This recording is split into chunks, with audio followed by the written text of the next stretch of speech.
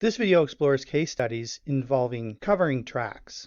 In this video, we'll discuss two major incidents that serve as reminders of the ruthlessness of attackers and how meticulously they can be in crafting sophisticated and stealthy attacks. The responses to each resulted in U.S. federal law enforcement agencies and international counterparts getting involved, and both resulted in U.S. national cybersecurity policy changes, with many other countries following suit. So modern hackers approach their targets methodically. Their MO isn't simply about launching a direct assault.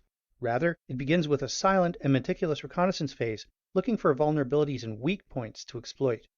This could be anything from unpatched software, unsuspecting employees susceptible to phishing, or misconfigured security infrastructure. Once attackers penetrate the network, they adopt a low and slow approach. This involves remaining stealthy, covering their tracks, and gathering as much information as possible, kind of like a burglar silently moving within a house at night, mapping out every room, understanding the daily routines of its inhabitants, and noting down where the valuables are. Cybercriminals expand their footprint discreetly, often using the organization's own tools and resources against it to remain unnoticed. They may stay dormant for weeks, months, or even longer, waiting for the right time to strike. When they finally do attack, the assault is swift and devastating. At this point, they've achieved deep-rooted access, allowing them to either exfiltrate sensitive data or cripple key infrastructural components, sometimes both. Their actions are not just about financial gains either. Sometimes they aim to cause disruption, chaos, and sow distrust.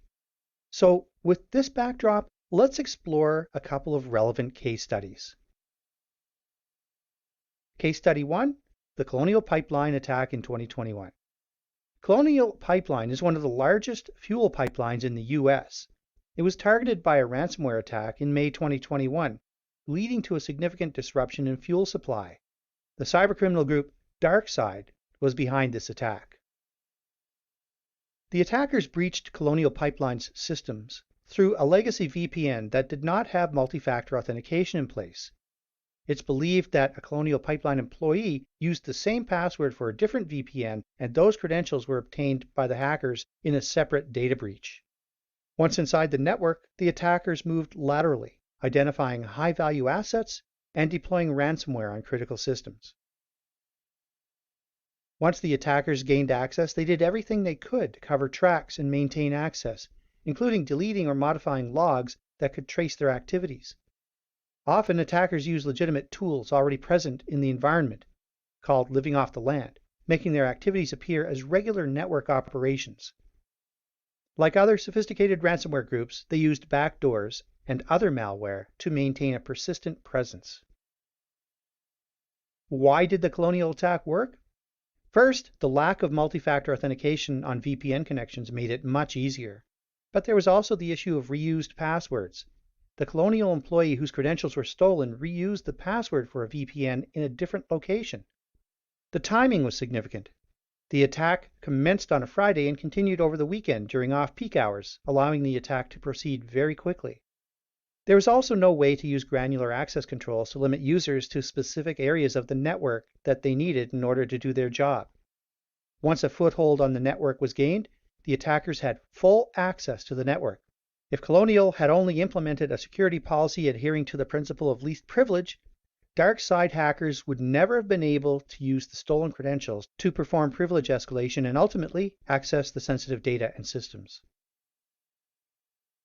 Now let's discuss the impact.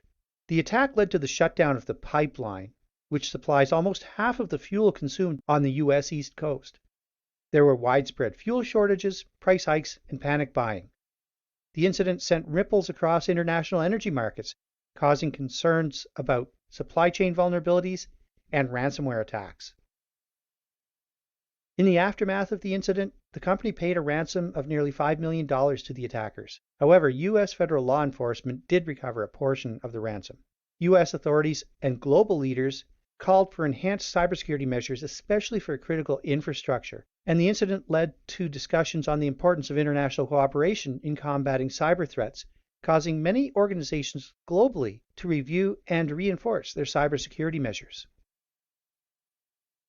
Now, generative AI's potential impact. Generative AI can analyze internal communication patterns and employee information and create phishing content nearly indistinguishable from genuine communication. This could have granted the attackers initial access or allow them to spread their ransomware more efficiently. Once inside, generative AI could simulate typical network traffic patterns, making malicious activity even harder to detect. Leveraging AI, the ransomware could adapt its behavior based on the environment, and advanced generative models can produce highly realistic voice outputs, and attackers could potentially have used this to impersonate key personnel over the phone, requesting sensitive information or instructing staff to perform actions that compromise security. Okay, so case study 2. In July 2021, a ransomware attack targeted Kaseya, a company that provides software tools to IT managed service providers. This attack was unique because it utilized a supply chain vector, impacting numerous downstream businesses that used Kaseya's software. The REvil group, a notorious ransomware gang, was implicated in this attack. Now let's discuss how the attack worked. The attackers exploited zero-day vulnerabilities in Kaseya's VSA software, allowing them to bypass authentication and run arbitrary commands. The attack was multi-stage deployment. Initial access was followed by more payloads being dropped, masking the actual intent and making mitigation harder.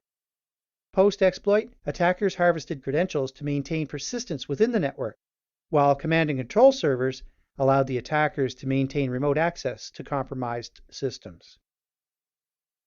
By exploiting zero-day vulnerabilities, the attackers ensured that their activities would not be immediately detected. Targeting a supply chain means affecting multiple entities indirectly. This can effectively obfuscate the source and methods of the attack, making it harder to trace back to the source. Prior to deploying the ransomware, REvil likely explored the compromised networks to steal valuable data, providing them with additional leverage. So why did the attack work? Well, Kaseya VSA servers deploy software and automate IT tasks. This means there is necessarily a high level of trust between VSA servers and client devices. The fact is that by targeting the VSA servers, any attached client will perform whatever task the VSA server requests without question. This attack also had local and global impact. Numerous small and medium-sized businesses in the US that depended on Kaseya's technology had their data encrypted. And because Kaseya's software is used worldwide, the impact spanned multiple countries. Thousands of organizations were affected, from grocery stores in Sweden to schools in New Zealand.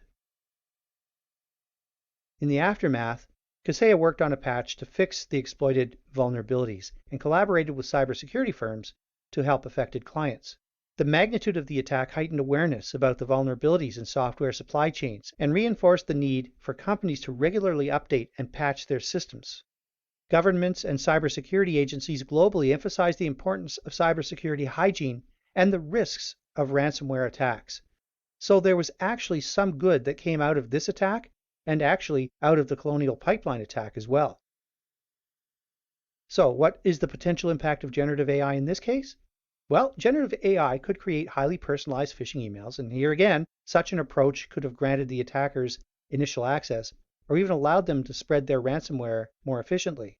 Generative AI could, for example, be used to automate responses in chat supports or emails, diverting or misguiding IT personnel during the early stages of detection, buying more time for the ransomware to spread. Once inside, generative AI could simulate typical network traffic patterns, allowing the attackers to move laterally across the network without detection. Leveraging AI, the ransomware could adapt its behavior, and generative AI could also simulate a range of attacks, helping attackers find weaknesses in software that traditional methods might overlook.